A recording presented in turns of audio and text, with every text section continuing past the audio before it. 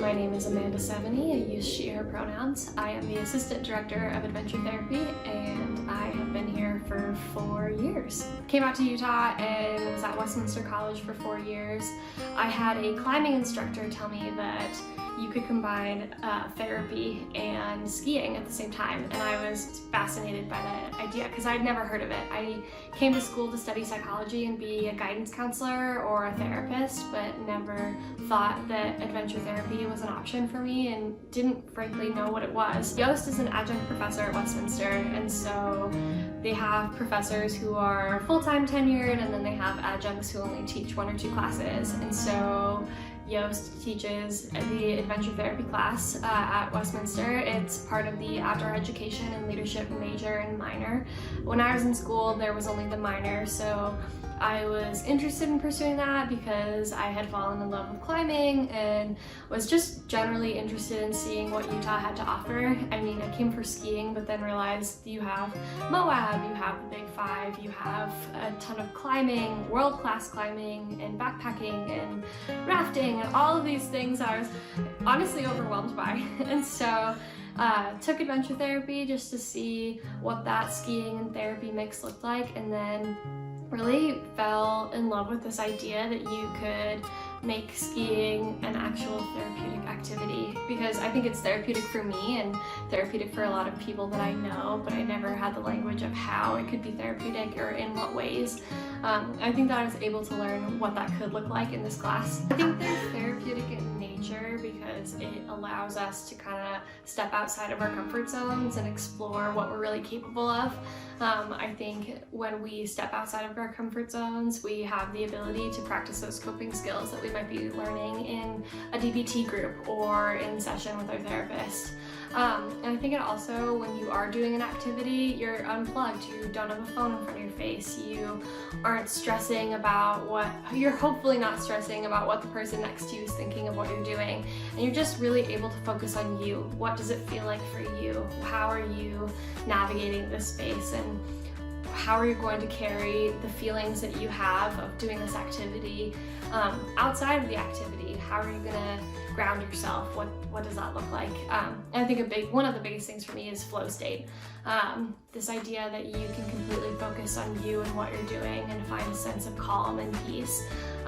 It's absolutely incredible. I think I feel flow state when I'm skiing, I feel flow state when I'm snowboarding and getting into my rhythms and being able to just let go of all the stress and pressure that's around me. And we're in a really turbulent time as is, so being able to access flow state is incredible. So I hope that when we do these adventure therapy outings, our kids can kind of start to dip their toes into what that might feel like, but also gain a sense of confidence, gain some skills, gain some belief that they are able and capable of navigating hard activities and navigating what they're working on in therapy. We give them challenge by choice, right? So this idea that you can choose to step out of your comfort zone. If you want to be in your shell and just watch the activity, okay, maybe the first time we do that, that's an option for you.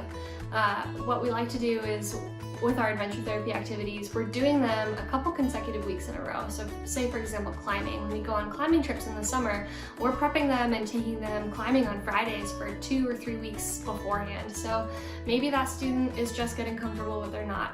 Maybe next week they're choosing to climb 10 feet. Maybe the following week they're choosing to climb the whole route. And I think giving them that challenge by choice option, because I think they struggle when there isn't choice. That's when they tend to act out or melt down or break down, and I think it's important to give the element of choice, to choose to engage in these skills, to choose to practice a coping skill, to choose what you are going to make of the situation that's in front of you. So giving them some space to do that judgment and decision making for themselves, I think, can be really impactful in the long run, because then when other decisions arise, they're able to maybe reflect on a time that they've had to make a hard decision before, or make a decision to do something a bit different and feel comfortable and confident that they can navigate the space of being uncomfortable for a little bit. I think when I check in with a student who's graduated our program and they say, hey, I'm doing really well, I'm in college, and I've really incorporated climbing into my everyday routine. It's such a happy place for me, and I'm really grateful that you taught me how to do that. Like that hits you right here, and it's awesome because at the end of the day, you know, these kids aren't going to leave our program perfect, you know, it's going to be bumpy. I think they come here to learn coping skills and learn about themselves and learn how to navigate what life throws at them. And I think if they can take some of the adventure therapy skills and help use that as tools to navigate, that's what really makes this job worth it. And you send them on their way and they come back to you years down the road and say, hey, I'm still climbing, or hey, I'm still skiing, and it's really helped me stay sober or stay happy or healthy, and that's just awesome. We do a lot of volunteering. I think we teach our students above all else what it means to be part of a community. I think a lot of our students, when they're in crisis mode, it's their world and you're living in it. And then I think we teach them that they are part of a greater community. And there's a lot of communities that they get to be part of while they're here. They get to be part of recovery communities. They get to be part of volunteer communities. So I think when we do volunteer work, that's one of the first things that shows them that they are contributing to something. I think of a couple of students who have come in the door and they're very attached to being sick. You know, they're attached to this idea that they have something wrong with them, they have a mental health diagnosis, and that's it, like that's who they are. And I think the success is when they learn that they are so much more than the label that follows them around, you know, they're their own person. And so I think I've seen students take to the adventure therapy activities that we do and say, I am a skier, I'm a snowboarder, I'm a climber, I'm a mountain biker, or I'm a chef, because we do those cooking classes at Harmon's too. They've really identified with the activities that we do, and I think that says success to me, because instead of being sick or instead of being what the label is for them, they are themselves. They are human, and they are someone who wants to contribute and live a life.